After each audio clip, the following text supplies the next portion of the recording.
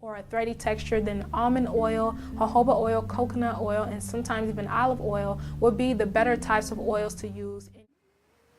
There's jojoba oil. I have a whole bunch. I have recipes in my book, to tell you how to make some easy.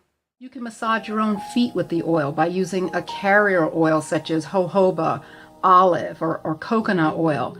These oils.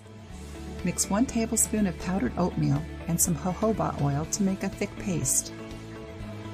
Apply this along with olive oil. You can also use almond oil, Aegean oil, avocado oil, or jojoba oil as well. We're going to start with the base of jojoba oil. Aloe vera gel, 1 tablespoon jojoba oil, and 1 teaspoon of chamomile infusion.